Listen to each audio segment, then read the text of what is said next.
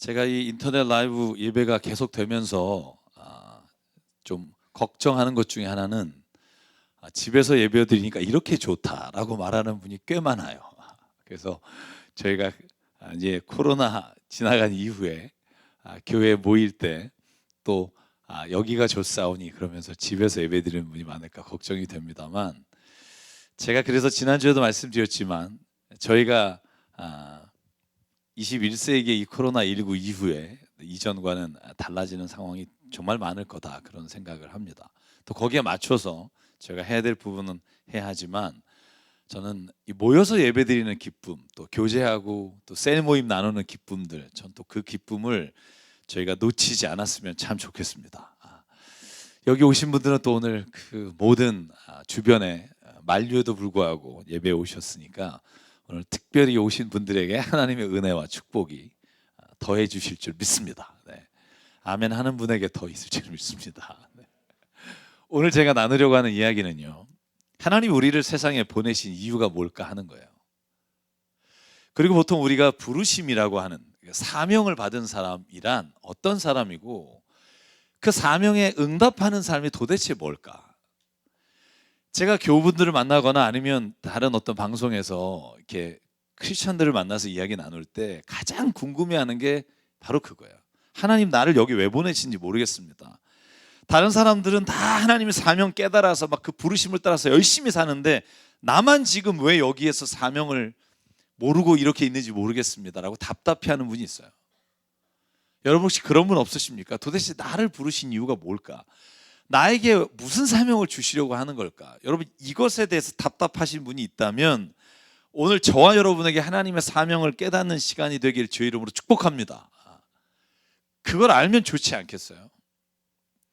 근데 제가 정말 먼저 드리고 싶은 말씀은, 꼭 이것만은 먼저 깨닫고 난 다음에 사명에 관해서 우리가 오늘 물었으면 좋겠어요. 그게 뭐냐 하면, 하나님은 우리를 창조하시고 세상에 보내시고 우리가 지금 살아가는 모든 자리에 특별하게 그 어떤 것을 위해서 보내시지는 않으셨다는 거예요.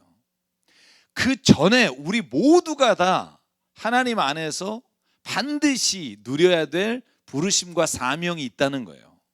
그럼 그게 뭘까요? 또 특별한 미션이 아니라 우리 모두 하나님의 창조를 받은 사람이 이 세상에 하나님 보내셨다면 우리 모두에게 하나님이 꼭 명심해서 그렇게 살라고 하시는 게 있다는 거예요. 그게 뭘까요, 여러분? 저와 여러분 모두에게 주신 사명. 여러분 정말 잊지 마십시오. 저와 여러분이, 하나님은요 행복하기를 원하세요. 여러분 믿으십니까?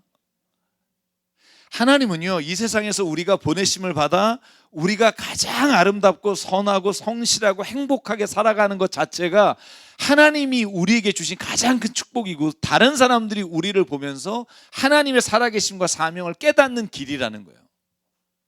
여러분 직장에 나가서 일할 때나 가정에서 일할 때 얼굴에 정말 인상을 쓰면서 빌어먹을, 내가 먹고 살려니까 이런 짓 하지 뭐, 여러분 이렇게 사는 걸 하나님이 원하실까요? 그러다가 교회 와서 내가 교회나 와야 내가 기쁘다, 하나님이 이걸 위해서 여러분을 부르셨을까요? 여러분 저는요, 저와 여러분이 살아가는 모든 자리에서 기쁨과 은혜와 감사와 행복으로 사는 것 자체가 하나님의 사명을 세상 가운데 선포하고 사는 삶이라고 믿습니다. 아멘이 없잖아요, 그죠? 여러분 안 기쁜 거잖아 지금 사는 게, 그죠? 여러분 그걸 먼저 깨달아야 우리가 다음에 하나님이 오늘 나에게 그러면 구체적으로 어떤 일을 원하실까라는 질문을 던질 수 있다는 거예요. 여러분 하나님이 우리를 창조하시면서 창세기 1장 28절에 딱 하나의 말씀을 주셨어요. 너희를 창조한다. 그리고 하나님이 뭐라고 말하냐? 그들에게 복을 베푸시고 그들에게 말씀하시기를 생육하고 번성하고 땅에 충만하라. 땅을 정복하라. 그리고 바다의 고기와 공중의 새와 땅에 살아 움직이는 모든 생물을 다스리라. 이것이 하나님 우리를 창조하시고 세상에 보내시면서 우리에게 맡기신 사명이에요. 생육하고 번성하며 충만하고 땅의 모든 것을 다스리는 거. 여러분 이 기쁨이 하나님이 원초적으로 우리에게 주시는 삶의 가장 큰 사명이라고 저는 믿습니다. 하나님이 우리에게 복을 주시면서 이 한 가지는 모든 사람에게 다 공통되게 주신 사명이에요. 그래서 제가 쉽게 말할게요. 여러분, 세상에서 기쁘게 사시는 거 하나님의 사명이에요. 예수 그리스도를 믿고 가정에서 행복하게 만들려고 하는 거, 내가 옆에 있는 누군가를 기쁘게 하려고 하는 거, 내 삶의 자리에서 비록 힘들고 어렵고 나도 막 너무 이겨내고 살기 어렵지만 옆에 있는 누군가에게 그 기쁨을 전하며 사는 거, 여러분, 이게 진짜 하나님이 우리에게 원하시는 일이라고요. 이걸 우리가 깨닫지 못하고 교회 와서 뭔가 하나님의 사명만을 위해서 산다라고 생각하면 여러분, 그게 기쁘지가 않을 때가 있어요. 여러분, 세상에 하나님이 어떤 미션을 주셔서 그 미션 완수하고 돌아가는 삶, 여러분, 이게 우리의 인생이 아닙니다. 하나님은 사랑으로 우리를 낳으셨고 그 사랑하는 자녀가 누구보다 기쁨으로 삶을 살기를 원하신다는 거예요. 여러분, 방송으로 이슈가 되고 있는 교회가 있어요. 뭐 PD 수첩 이런 데 요즘 나오던데, 빛과 진리 교회라고. 여러분 혹시 아시나요? 젊은이만 2-3천 명 모여요. 근데 제가 그 교회에 모여서 리더가 되는 과정이 무지 복잡하더라고요. 처음 오면은 뭐 있고 맨 마지막에 리더 트레이닝 코스라고 해서 리더가 되면 거기 안에 100부장, 50부장 뭐 이렇게 다 직분을 주는데, 그 코스 안에 있는 저는 훈련 과정을 듣고 충격적이었어요. 목사가, 혹은 목사는 뭐 아니라고 그러니까 리더들이 이 순종 훈련을 시킬 때 인분을 먹여요. 산수푼을. 여러분, 거기에 나온 그 사람들이 20여 명이 그 기자회견하는 거 보셨나요? 이걸 먹여요. 쉽게 얘기하면 똥이에요. 먹여요. 먹으면 이제 순종하는 리더가 되는 거예요. 구더기를 먹여요. 쓰레기통에서 30분 1시간을 그 냄새 나는 데서 이겨내는 훈련을 거쳐야 리더가 돼요. 심지어는 공동묘지에 가서 저녁에 남자들은 웃도리를 벗고 채찍질하면서 그걸 이겨내는 훈련을 거쳐야 하나님의 사명자, 하나님의 일을 세상에서 감당하는 군사로 임명을 받아요. 목사님도 멀쩡하시고요, 청년들도 멀쩡해요. 근데 왜 이렇게 됐을까요? 여러분, 저는요, 하나님이 우리에게 세상에 주신 첫 번째 미션을 우리가 몰라서 그래요. 그걸 기억하지 못해서 그래요. 여러분, 세상에서 우리가 하나님의 주신 이 모든 삶을 가장 기쁘게 살아가는 게 하나님이 원하시는 거예요. 그런데 교회에 모여서 서로가 이 훈련을 받고 세상 안이 아니라 교회 안에서 누가 잘하나, 그거 경영하는 것이 교회라고 생각하시면 그것이 우리로 하여금 피폐하게 만든다고요. 여러분, 교회에서 우리가 누가 잘하나 경연하려고 모인 게 아니라 우리의 주어진 삶의 자리를 어떻게 하면 하나님의 뜻 가운데 기쁘게 살아갈 수 있을까를 배우고 훈련하는 게 저는 교회의 성도의 삶이라고 믿습니다. 여러분에게 질문할게요. 여러분의 삶이 행복하십니까? 기쁘십니까? 마스크 썼다고 얘기 안 하시는 거예요? 대답을 하십시오. 속으로라도 하십시오. 아, 지옥 같다, 이런 분이 있으세요 혹시? 그럴 수 있죠. 그럼에도 불구하고 여러분, 우리가 하나님 앞에서 살아가는 삶에 있어서 가장 중요한 건 교회에서 받는 훈련보다 삶의 자리에서 하나님과 동행하는 거라고 저는 믿어요. 여러분, 근데 어떤 면에서 그 교회들이 왜 그랬는지 이해가 가요. 한편으로는. 왜냐하면 가진 돈으로 죄 짓고 밤새 술 마셔서 몸 상하고 나쁜 일 도모하고 그렇게 사는 것보다야 교회 안에서 그래도 선한 일하고 교회 안에서 하나님의 일을 하는 게 나을 수는 있겠죠. 그러나 극단적인 게 아니라면 저는 성경이 분명히 우리에게 말하는 것은 하나님은 우리를 사랑하셔서 우리를 창조하셨다는 거예요. 어떤 다른 미션을 위해서 창조하신 게 아니라 그 미션과 사명을 살아가는 우리의 자리에서 우리에게 보여주시는 거예요. 여러분, 그래서 전도서 말씀을 제가 너무 좋아하는데, 전도서 말씀에 3장 11절 13절, 하나님은 모든 것이 제때 알맞게 일어나도록 만드셨다. 더욱이 하나님은 사람들에게 과거와 미래를 생각하는 감각을 주셨다. 그러나 사람은 하나님이 하실 일을 처음부터 끝까지 다 깨닫지는 못하게 하셨다. 이제 나는 깨닫는다. 기쁘게 사는 것, 살면서 좋은 일을 하는 것, 사람에게 이보다 더 좋은 것이 무엇이랴. 사람이 먹을 수 있고 마실 수 있고 하는 일에 만족을 누릴 수 있다면 이것이야말로 하나님이 주신 은총이다. 아멘. 여러분, 여러분의 자녀를 낳아서 기를 때 어떤 목적을 위해서 그 아이를 낳으셨습니까? 얘는 낳을 때 얘는 이거를 하기 위해 태어났다. 그래서 이거를 위해 교육하고 가르치고. 여러분, 사랑해서 낳았잖아요. 부부가 사랑해서 낳고 부부가 그래서 이 사랑으로 낳은 아이를 행복하기를 원하잖아요. 여러분, 만약에 어떤 아이가 엄마한테 와서 엄마 나 진짜 공부하시려 공부하느니 죽고 싶어 그러면 야 너는 공부하기에 태어났어. 그 목적을 이루지 못하면 죽는 게 나아. 뭐 이런 부모가 있을까요? 진짜 사랑한다면 이렇게 말하겠죠. 공부가 뭐가 중요하니 네가 행복하면 돼. 저는 하나님이 우리를 향해서 그렇게 선포하신다고요. 저는 이걸 오해하지 마십시오. 우리가 하고 싶은 거 다 하면서 우리가 잘못된 길로 걸어가는 그런 게 아니라 하나님의 주신 창조 질서 안에서 우리가 진짜 기쁨으로 행복으로 누리는 삶을 하나님은 정말 좋아하신다고요. 하나님도 전 마찬가지라고 생각해요. 자녀가 세상에서 아무리 힘들고 어렵고 정말 절망 가운데도 하나님을 믿기에 이 세상을 기쁘고 행복하게 살아가는 거, 저는 그게 오늘 하나님이 우리에게 주신 가장 큰 은혜요 사명이라고 믿습니다.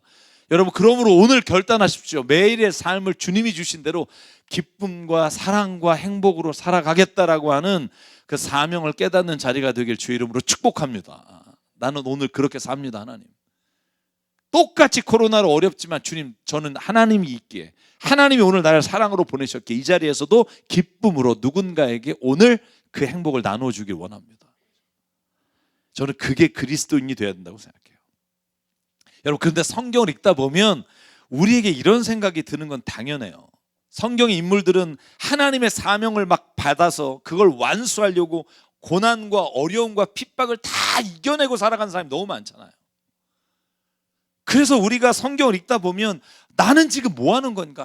성경에 정말 바울을 봐라, 성경에 나오는 모세를 봐라, 이렇게 고난 가운데 주님을 따라가야 되는 거 아닌가? 여러분, 우리의 삶의 고난이 하나님의 목적이 아니에요. 여러분, 성경의 인물들을 보면 구약이나 신약이냐 평생 하나님 그 사명 감당하기 위해서 자기의 삶을 포기한 사람 많지 않아요. 보다 훨씬 더 많은 사람들은요, 자신의 삶의 자리에서 하나님의 주신 삶을 누리다가 그 자리에서 하나님의 주신 사명을 감당하며 응답한 사람들이 대부분이라고요. 여러분, 모세는요 나이 80에 이스라엘 사람들이 이집트에서 440년 동안 고통당하고 있을 때 그들을 데리고 나가라고 하나님 사명 주셔서 40년 동안 광야길에 고난과 환난 가운데 살아갔죠. 예수님의 제자들은 젊은 나이에 주님 만나 따라가다가 여러분, 주님께서 부활하신 이후에 그들이 어찌할 바를 몰라 헤매다가 그가 성령을 체험하고 예수님을 전하는 첫 번째 위트니스, 증언자로 세상을 살아갔죠. 여러분, 그들도요 삶의 자리에서 그의 자리에서 하나님이 무엇을 해야 될지를 보여주시고 거기에 응답했을 뿐이라고요. 여러분, 성경의 인물들이 하루 24시간 평생을 하나님의 사명 감당하기 위해 산 게 아니라 그 대부분의 삶은 자신에게 주어진 삶의 자리와 가정과 그가 있는 일터에서 최선을 다하고 기쁨으로 살면서 하나님의 주신 사명이 주어졌을 때 그 일을 완수했어요. 대표적인 게 사사예요.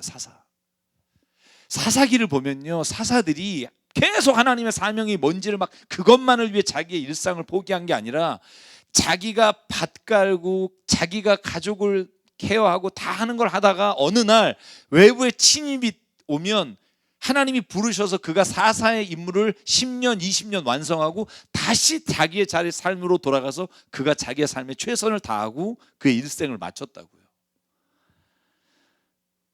산 여러분, 성경에 나오는 수많은 왕들도 사명을 감당하기 위해 산 게 아니라 그 왕으로서 주어진 삶의 자리를 최선을 다해 기쁨으로 살아가다가 주님의 사명을 발견했을 때 그 일을 감당했다는 걸 알 수 있어요. 여러분, 제가 오늘 에스더를 가지고 이야기를 나누려고 합니다. 여러분, 에스더 여러분 너무나 잘 아시고 제가 작년 5월 5일에 에스더 9장 가지고 설교 말씀을 증언했더라고요.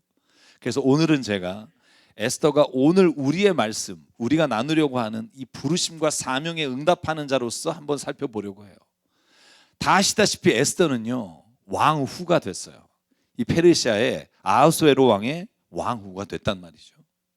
여러분, 그래서 그녀는요 그 왕후의 자리에 올라서 자신의 인생을 행복하게 살았어요. 기쁘게 살았어요. 여러분, 그런데 어느 날 이 사촌 오빠인 모르드게가 뭘 알았냐 하면 하만이라고 하는 아각 사람이 자기가 인사 안 한다는 거 하나 때문에 온 유대 민족을 다 죽이려고 하는 계획을 세우고 돈을 모으고 있다는 걸 들은 거예요. 불임절이 되면 다 죽이게 된 걸 봤어요. 그리고 에스더에게 오늘 하각이라고 하는 사람을 통해서 메시지를 전하는 거예요. 여러분, 오늘 7절과 8절이 메시지의 첫 번째예요.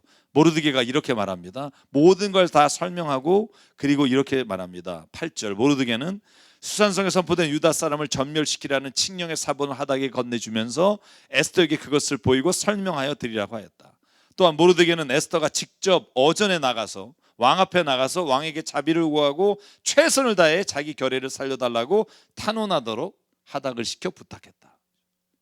그러니까 모르드게는요, 에스더에게 왕후의 자리에 있으니까 왕에게 나가서 이 민족을 살리는 일에 네가 좀 그 사명을 감당해라라고 부탁해요. 그때 에스더가 10절과 11절에 이렇게 대답합니다. 11절, 임금님이 부르지도 않는데 안뜰로 들어가면 남자든 여자든 다 사형을 당하게 됐습니다. 왕이 나를 30일 동안 부르지도 않았고 만약에 나갔는데 귤을 주지 않으면 나도 죽습니다. 쉽게 말하면 이거 못합니다. 이건 내가 할 수 있는 일이 아닙니다. 여러분, 그랬더니 모르드게가 다시 하각을 통해서 메시지를 전해요. 사랑 여러분, 오늘 이 부분에서 한 가지를 깨닫자고요. 하나님이 우리를 세상에 보내셔서 각자의 자리에서 주어진 삶을 기쁨으로 감당하고 행복하게 살길 원하십니다. 그런데요, 하나님이 우리가 살아가는 세상에 하나님의 창조 질서와 파괴하고 사람을 죽이는 일과 세상을 황폐하게 하는 일에 하나님이 우리를 쓰시고자 하실 때 우리를 보내시고 보여주시는 일이 있다는 거예요. 오늘 에스더와 같이 왕후의 자리에 있는 그 모든 삶의 자리에서 이유를 몰랐으나 오늘 모르드게가 깨닫게 하는 거예요. 여러분, 우리가 좋은 학교, 좋은 직장, 좋은 가정 이루며 사는 게 하나님의 주신 축복이에요. 그게 우리가 잘 지키는 것도 하나님의 주신 가장 큰 사명이에요. 그런데 그 축복 속에서도 우리가 눈을 열어 우리의 삶의 자리에, 내가 있는 위치에, 내가 할 수 있는 영역에 하나님이 나를 사용하시기를 원한다고 보여주실 때, 그때 내가 주님 앞에 드려질 수 있는 마음과 믿음이 있는 사람이 되어야 한다는 거예요. 저와 여러분이 그런 마음이 있는 사람이 되기를 축원합니다. 오늘 모르드게가 다시 에스더에게 사람을 보내서 뭐라 그러냐 하면 좀 심한 말을 해요. 13절 14절이에요. 모르드게는 그를 시켜서 에스더에게 다음과 같이 전합니다. 왕후께서 궁궐에 계시다고 하여 모든 유다 사람이 걷는 재난을 피할 수 있다고 생각하십니까? 이런 때 왕후께서 입을 다물고 계시면 유다 사람들은 다른 곳을 통해서라도 도움을 얻어 마침내 구원을 받고 살아날 것이지만 왕후와 왕후의 집안은 멸망할 겁니다. 왕후께서 이처럼 왕후의 자리에 오르신 것이 바로 이런 일 때문인지 누가 압니까? 단호하게 말해요. 지금 이 상황을 구할 수 있는 건 왕후 자리에 있는 당신밖에 없습니다. 당신이 지금 누리고 있는 그 자리에 그곳을 하나님이 쓰시고자 합니다. 하나님께 내어드리십시오. 여러분, 이런 질문 받을 때 없어요? 내가 지금 어떤 직업을 하고 있어요, 어떤 일을 하고 있어요. 어느 날 하나님의 일, 하나님의 뜻이 필요해서 내 자리를, 내가 가지고 있는 어떤 것을 쓰시겠다고 내게 말씀하실 때, 여러분, 그때 오늘 에스더처럼 우리가 그것을 볼 수 없을 때 모르드게가 단언코 말하는 거예요. 그 자리에 있게 하신 것은 하나님이 오늘 이때 사명을 감당하기 위함이 아닙니까? 여러분, 그랬더니 15절 16절에 에스더가 이렇게 말합니다. 그렇다면 어서 수산에 있는 사람들을 모아서 금식하게 하시고 사흘 밤낮을 먹지 않게 하십시오. 나도 내 시녀와 함께 그렇게 금식하겠습니다. 그리고 나서 법을 어기고서라도 임금님께 나아가겠습니다. 죽으면 죽겠습니다. 여러분, 에스더는요, 잘 생각해 보십시오. 그가 왕후가 돼서 오늘 이날까지 그거 하나 위해서 산 게 아니에요. 하나님의 주신 그 모든 삶의 자리에서 최선을 다하고 기쁨으로 주님의 뜻에 어긋나지 않게 사는 게 하나님의 주신 우리의 삶의 가장 중요한 사명을 감당하고 살다가 이 위기가 닥쳤을 때 에스더는 내가 왜 여기 있을까를 하나님께 묻고 그 하나님께서 너를 쓰셔서 오늘 유대민족을 구하기 원하신다라는 응답을 받고, 내가 그러면 하나님 이 위치, 내가 가진 거 주를 위해 쓰겠습니다라고 응답할 때 하나님이 이 에스더를 통해 이스라엘 민족을 구원하시는 역사를 이루셨다는 거예요. 이게 하나님이 우리를 쓰시는 사명과 응답의 방법이라고 저는 믿습니다.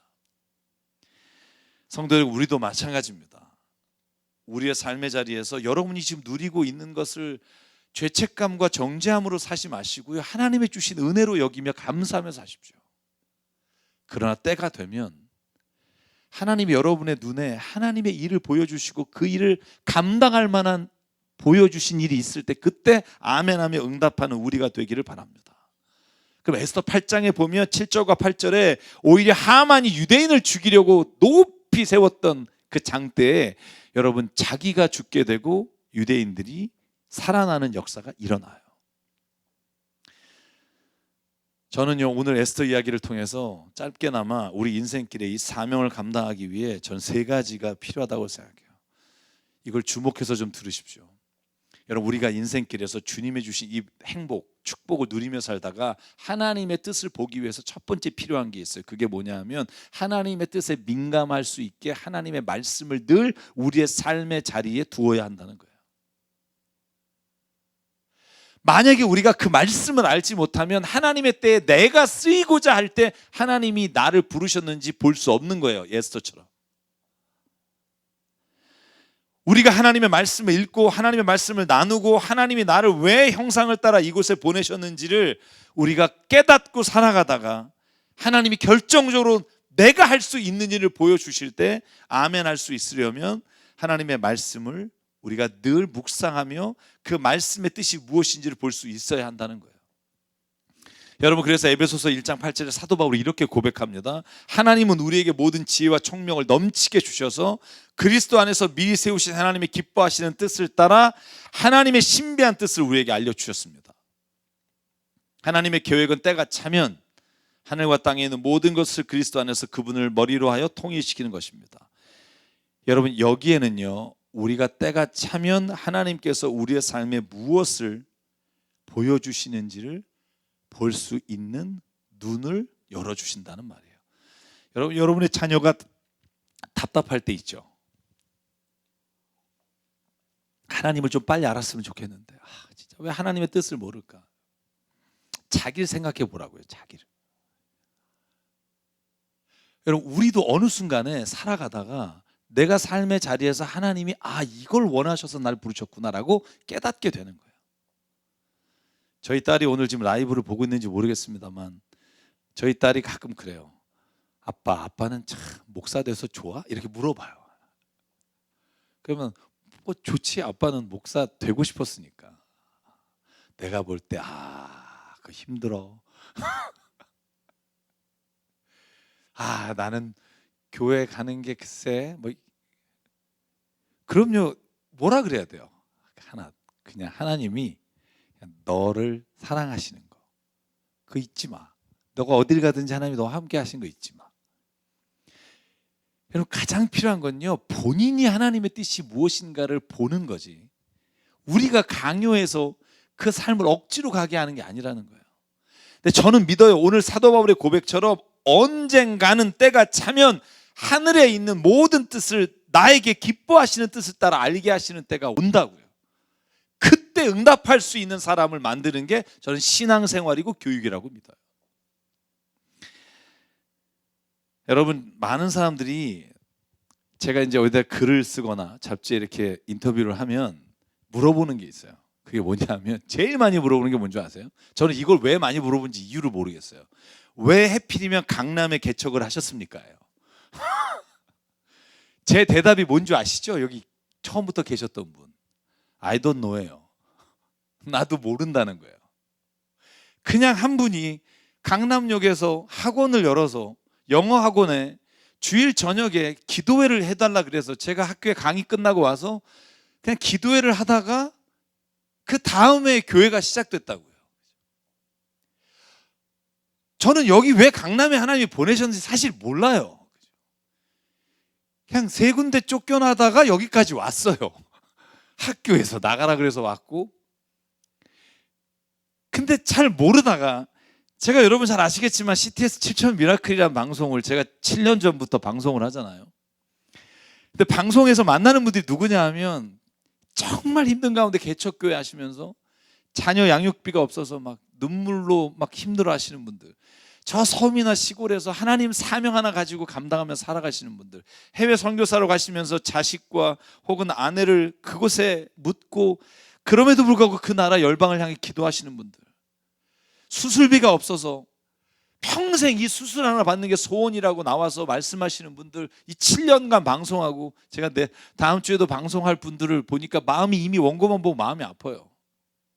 보면서 제가 하나님께 끊임없이 묻고 깨닫는 게 뭐냐면, 하나님이 강남에 나를 보내시고 교회를 개척하게 하신 이유는 이곳에서 하나님이 그 일을 감당하게 하시기 위해 보내셨구라는 걸 깨달았고 제가 여러분에게 선포했어요. 그래서 제가 여러분에게 말한 게, 눈에 보이는 교회를 돈을 들여서 개척하고 건축하는 것보다 눈에 보이지 않는 이 하나님의 일을 감당하는 게 우리 교회 사명이라고 저 믿습니다라고 제가 뒤늦게 깨닫고 여러분에게 선포하고, 우리가 지금 30개가 넘는 교회와 선교단체와 힘든 분들을 섬기고 있잖아요. 매년 7군데씩 늘려가자. 왜? 내가 지금 있는 이 자리에서 하나님의 말씀을 보는 걸 놓지 않았기 때문이라고 저는 생각해요. 제가 개척하고 올해 7월 첫 주가 저희가 13주년이잖아요. 한 10몇 명이 개척해서 하나님이 저에게 놓지 않게 하신 게 성경 말씀에 읽는 거였어요. 성경 꿰뚫어 읽기 4번째잖아요. 다시 민수기 나가고 있어요. 성경 말씀을 읽다 보면 내가 혼자 행복한 게 아니라 하나님 안에서 모든 자녀가 누려야 될 하나님의 주신 복을 나누며 사는 것보다 큰 건 없다. 하나님의 말씀을 놓지 않는 자에게는 하나님이 들을 수 있는 귀와 마음을 열어주셔서 하나님이 그 사명을 보여주실 때 아멘하며 나갈 수 있는 은혜를 저는 우리에게 주신다고 믿습니다. 어느 순간에 내 자신이 하나님이 이것을 위해서 나를 여기까지 보내셨구나라고 고백할 때, 당신의 가정과 직장과 우리의 교회가 모든 일에 하나님의 말씀에 민감하게 응답하며 그 사명을 감당하는 일을 우리에게 주실 거예요. 지금 주신 일은 지금 우리가 본 사명이지만 또 어느 순간 하나님이 우리에게 그 길을 보여주실 때 저는 아멘하며 나가는 저와 여러분 되길 주의 이름으로 축원합니다. 여러분, 보아스라는 사람 아시죠? 부자예요. 보아스는요, 논밭이 엄청난 사람이잖아요. 여러분, 보아스가 그런데 예수님의 족보에 이름이 나와요. 왜? 룻이란 여인과 결혼해서 그 족보를 통해 예수님이 나오셨단 말이죠. 보아스가 자기의 전 재산을 팔아 가난한 자에게 나눠주고 막 그래서 의로운 사람이라고 나왔나요? 아니요. 보아스는 그냥 자기가 사는 삶의 자리에서 자기가 가진 걸 정말 매 순간마다 하나님 안에서 진실하게 살려고 애썼다고요. 그러다가 룻이란 여인이 남편도 잃어버리고 시어머니 모시고 둘이서 막 자기네 밭에 와서 밀 이삭 떨어진 거 주스면서 먹고 사는 걸 보고, 여러분, 보아스가요, 룻기 2장 8절에 보면 그 룻이란 여인에게 베푼 은혜, 그죠? 살아가다가 자기의 눈에 보여진 그 일에 응답하며 살았다고요. 이렇게 써 있습니다. 보아스가 룻에게 이르되 내 딸아 들으라. 이삭을 주우러 다른 밭으로 가지 말며 여기서 떠나지 말고 나의 소녀들과 함께 있으라. 그들이 베는 밭을 보고 그들을 따르라. 내가 그 소년들에게 명령하여 너를 건드리지 말라 하였느니라. 목이 마르거든 그릇에 가서 소년들이 기러온 것을 마실지니라 하는지라. 그냥 그 삶의 자리에서 선한 일을 베푸는데 그 선한 일을 베푼 것으로 인해 하나님이 보아스가 하나님의 손에 붙잡힌 사람으로 성경 안에 기록되어 있어요. 우리가 살아가는 자리에서 하나님의 말씀에만 민감할 수 있으면 저를 통해, 여러분을 통해 하나님은 언젠가 반드시 일하시는 사람으로 우리를 쓰시는 줄 믿습니다. 두 번째, 하나님의 사명을 발견하고 살아가기 위해서 필요한 건 모르드게처럼 같이 믿음의 사람이 곁에 있어야 한다는 거예요.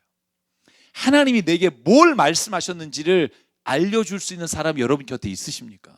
있어야 한다는 거예요. 안 그러면 우리는 끊임없이 나의 욕정과 정욕을 위해 살아갈 수밖에 없기에 하나님이 우리 곁에 내 귀에 듣기 좋은 말하는 사람이 아니라 하나님의 뜻을 알려줄 수 있는 사람을 함께 있도록 우리에게 보내주셨다는 걸 믿으십시오. 여러분, 모르드게는요 그런 사람이었어요. 왕후잖아요. 에스더가요 맘만 먹으면 모르드게 하나쯤 죽이는 건 일도 아니에요. 그런데 가서 말해요. 왕후여, 당신이 오늘 말하지 않으면 하나님은 다른 사람을 통해 이스라엘 백성 구원하실 거지만 당신과 당신의 집은 망할 겁니다. 이렇게 말하는 모르드게가 곁에 있었기에 에스더가 잠시 자기의 삶에서 하나님의 뜻을 잊었더라도 하나님의 그 뜻을 볼 수 있는 기회를 주신다는 거예요. 여러분, 교회에서 저는 제일 답답한 게 뭐냐 하면, 목회하다가 자기 입맛에 맞는 사람만 모여서 다른 사람 욕하는 거예요. 이게 가장 불행한 신앙생활이에요. 제일 불행한 신앙생활이 이거예요. 내 마음에 맞는 사람끼리 모여서 다른 사람 흉보는 게 아니라 하나님의 뜻을 말해주시는 사람이 모여서 내 자신이 십자가에 죽는 게 저는 그리스도인의 누리는 가장 귀한 성도의 교제라고 믿어요. 잠언서에 이렇게 써 있습니다. 12장 1절, 훈계 받기를 좋아하는 사람은 지식을 사랑하지만 책만 받기를 싫어하는 사람은 짐승같이 우둔하다. 깨어 있으십시오. 사랑 여러분, 여러분 주변에 어떤 사람이 있는지를 보십시오. 때로는 듣기 싫은 말이지만 그게 하나님의 뜻이라면 내가 아멘 할 수 있는 마음을 가지십시오. 그러면 하나님이 우리에게 분명히 그 사명을 말씀해 주시고 그를 이루어 가실 줄 믿습니다. 여러분, 마지막으로 하나님의 자녀로 세상에서 사명을 감당하기 위해서 필요한 건, 우리가 살아가는 이 세상에 하나님의 나라가, 질서가 파괴되고 그러한 일을 발견할 때 우리 안에 애통하며 통곡하는 마음이 있어야 한다는 거예요. 여러분, 모르드게는요, 유다 민족이 불임절에 죽게 된다는 말을 듣고 4장 1절과 2절에 이렇게 써 있습니다. 모르드게는 이 모든 일을 듣고 옷을 찢고 굵은 배에 옷을 걸치고 재를 뒤집어 쓰고 성 안으로 들어가 대성통곡했다. 유다 민족이 죽는다는 그 소식이 이 모르드게는요, 통곡하며 가슴을 찢으며 하나님 앞에 기도할 제목이 됐다는 거예요. 여러분, 그리스도인이 가져야 될 가장 중요한 덕목은 저는 이거라고 생각해요. 우리가 애통하고 우리가 누군가의 아픈 일과 힘든 일을 봤을 때 내 안에서 그를 향한 긍휼한 마음이 있는 거, 여러분, 이걸 잃지 않는 우리가 되길 바라요. 여러분, 선한 일을 하다가 오히려 나를 해한 사람들 만난 적 있죠. 저도 여러 번 있어요. 좋은 일 하다가 오히려 이게 저한테 더 화가 돼서 올 때 진짜 다시는 그런 사람 돕고 싶지 않을 때가 있어요. 여러분, 그런데 말입니다, 우리가 그걸 잃어버리면 모든 걸 잃어버리는 거라고요. 우리 안에 긍휼한 마음과 통곡하는 마음과 너무나 힘들고 어려운 사람을 봤을 때 주님의 주시는 그 마음이 없다면 우리는 신앙생활에서 하나님의 뜻을 볼 수가 없어요. 여러분, 예수께서 이 땅에 오셔서 가장 많이 성경에 쓰고 있는 말이 뭔지 아세요? 예수께서 그를 보시고 불쌍히 여기셨다는 말이에요. 마태복음 14장에 예수께서 나오사 큰 무리를 보시고 불쌍히 여기사 그 중에 병자를 고쳐주셨다. 길거리를 걸어가실 때 나사렛 예수여 나를 불쌍히 여기십시오 하면 그를 외면치 않으시고 그를 고치셨다. 여러분, 그런데 아시죠? 그 고쳐준 사람이 예수를 배반했고 고쳐준 사람이 예수를 죽였고 고쳐준 사람이 예수에게 나중에 침뱉음을 했던 게 그 사람들이에요.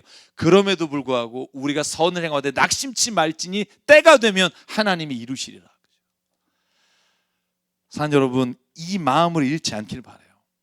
그래서 헬라어로 이 불쌍히 여기다는 단어가 스프랑크 니조마이라는 단어. 이 스프랑크 니조마이라는 단어가 원래 동사형인데 명사는 창자란 뜻이에요. 창자. 창자가 뒤틀리는 거예요. 그러니까 누군가가 힘들고 아픈 걸 보면 내 창자가 뒤틀려서 내가 너무나 힘든 게 불쌍히 여기는 거예요. 하나님이 우리를 불쌍히 여기시사 오늘도 우리를 생명의 길로, 구원의 길로 이끌어 주시고, 하나님이 우리가 그 불쌍한 마음을 가지고 세상을 보며 그 일을 회복하기를 원하시고,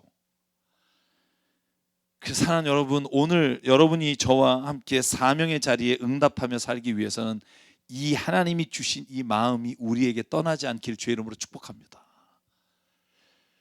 여러분, 그러나 제일 먼저 오늘 말씀을 정리합니다. 하나님이 우리를 이 세상에 보내신 건 사랑하시기 때문이고 저와 여러분이 주 안에서 기쁨과 감사와 행복으로 살기를 원하십니다. 여러분, 그러시니까 제발 인상 좀 피세요. 교회 와서, 그죠? 교회 와서 인상 쓰지 마시고, 여러분이 돌아갈 때 차 안에서 또 막 이렇게 하지 마시고, 그냥 웬만하면 여러분의 인상을 늘 하나님의 은혜가 넘쳐날 수 있게 유지하시기 바랍니다. 그러다가 우리가 어느 날 내 삶의 자리에서 내가 가지고 있는 물질, 내가 있는 위치, 내가 할 수 있는 그 무엇을 하나님이 하도록 이끌어 주시고 보이신다면 그때 민감하게 주의 말씀으로 응답하십시오. 그 주변에 늘 그걸 나눌 수 있는 사람들과 함께 기쁨으로 그 일을 감당할 때 하나님은요, 우리가 누리는 세상이 주는 것보다 훨씬 큰 기쁨과 은혜를 매일 부어주시는 걸 체험하게 될 겁니다. 저희가 제일 안타까운 건 저희 교회가 매일 어렵고 힘든 교회를 오후에 방문했는데 이제 그걸 못하고 있어요. 그래서 저희가 재정적으로만 계속 돕고 있지만 저는 그 개척교회들이 지금 다 무너지고 있어요. 그나마 전도했던 한두 명이 교회를 안 나오면서 없어지고, 그래서 SNS에 정말 한탄 섞인 글들이 너무나 많이 올라와요. 10년 만에 겨우 교인 20명 됐는데 이제 5명 남았습니다. 저는 이때 코로나도 걱정이지만 주의 선한 일을 하다가 낙심하지 않기를, 그래서 또한 저희가 그 교회들을 섬기는 일, 어려움 가운데 있는 교회를 저희가 올해도 내년에도 계속 더 섬기다가 주님 앞에 가는 은혜가 있길 주의 이름으로 축원합니다. 그렇게 오늘 하나님의 마음을 가지고 살길 원해서 우리 이 찬양 함께 부르기를 원해요. 제가 좋아하는 찬양이잖아요. 하나님, 당신의 마음이 있는 곳에 나의 마음이 있기를 원합니다. 하나님의 눈물이 있는 곳에 나의 눈물이 고이기를 원합니다. 아버지, 당신이 바라보는 영혼에게 나의 두 눈이 향하기를 원하고, 당신이 울고 있는 어두운 땅에 나의 두 발이 향하기를 원하고, 내가 이 마음이 아버지의 마음을 담고 내 삶이 하나님의 삶을 담기를 원합니다. 우리 찬양 함께 하시면서 주의 말씀 기억하고 결단하며 나가겠습니다.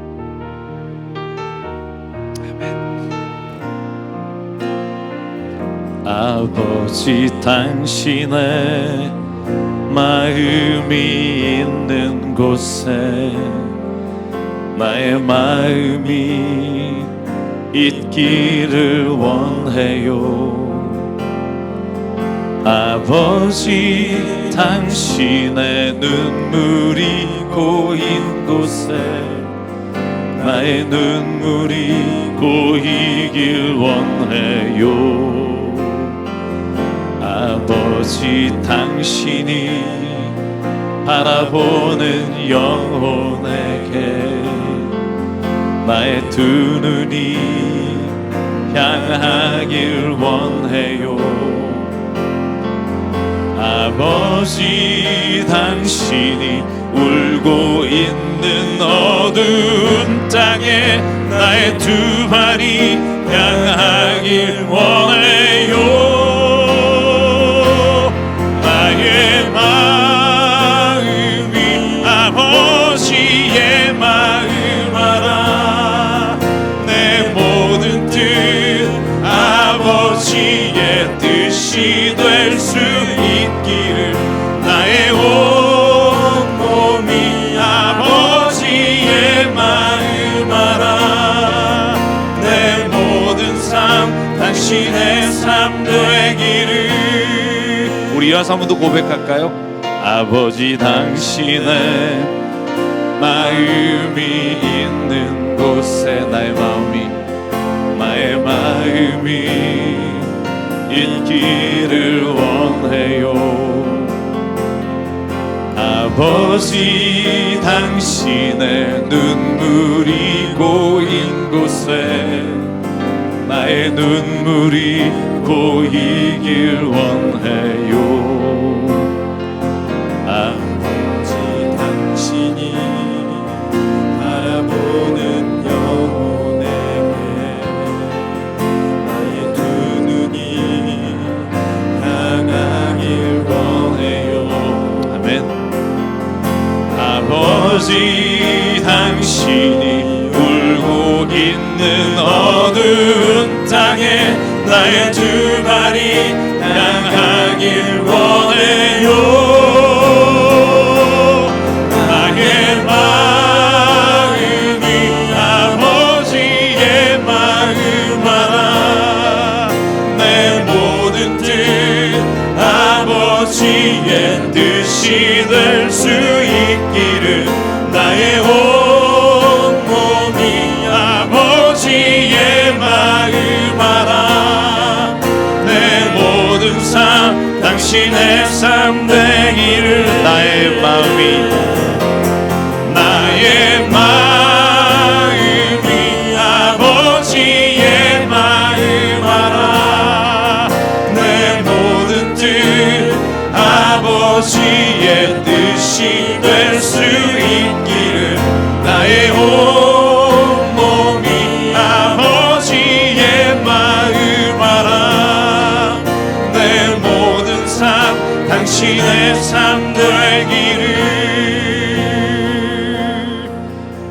시간 함께 기도하겠습니다. 말씀을 기억하며 하나님, 내 삶의 모든 자리에 주님 기쁨으로, 모든 환난과 어려움 가운데도 주님의 주시는 감사로 살아가길 원합니다. 그러다 하나님, 주님이 내 눈에 보여주신 창자를 끊는 아픔이 있는 그 자리를 하나님 외면치 않게 하시고 그곳에 하나님의 마음으로 응답하는 자가 되길 원합니다. 오늘 말씀을 기억하며 우리가 주님 앞에 한 목소리로 우리가 결단하며 이 시간 함께 기도하겠습니다. 사랑하는 하나님, 감사합니다. 오늘 이 시간 주님 안에 우리가 우리의 삶을 살아갑니다. 나를 사랑하셔서 나에게 보내주신 주님, 내가 그 사랑에 감격하여 오늘도 기쁨으로 감사로 하나님 이 세상을 살아갑니다. 행복한 마음으로 하나님으로 주님 유지하며 살게 하시고 내게 보여주신 사명, 내게 보여주신 그 일을 하나님 내가 감당하는 자로 하나님 내 있는 자리에서 하나님 오늘도 그 일을 감당하고 아버지의 기쁨과 감사가 내 안에 넘치게 도와주시고 내가 주님을 바라보면서 늘 하나님 안에 고백하며 살게 도와주시고 먼저 하나님 구하기 원합니다. 먼저 하나님 내 안에 내 얼굴을 주님의 주신 하나님의 미소가 들어가시게 하소서. 내 모든 뜻 하나님의 주신 내 안에 모든 삶의 뜻이 될 수 있는 성령의 아버지 하나님, 먼저 주님 아버지의 마음 하나 나갈 수 있는 역사에 주시옵소서. 아멘. 당신의 삶 되기를. 아멘. 사랑의 하나님, 감사합니다.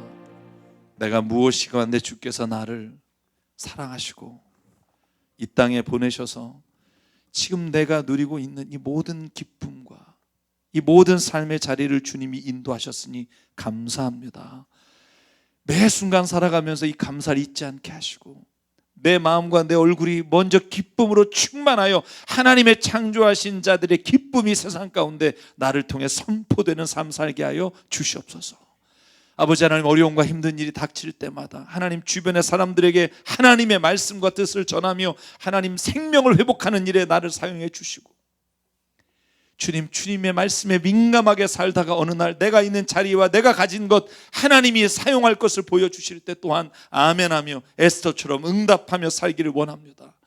내 마음에 주의 마음 주시사 늘 주님이 바라보시는 것 외면치 않고 살아가는 주의 사람으로 오늘 이 시간 우리를 세워 주시옵소서.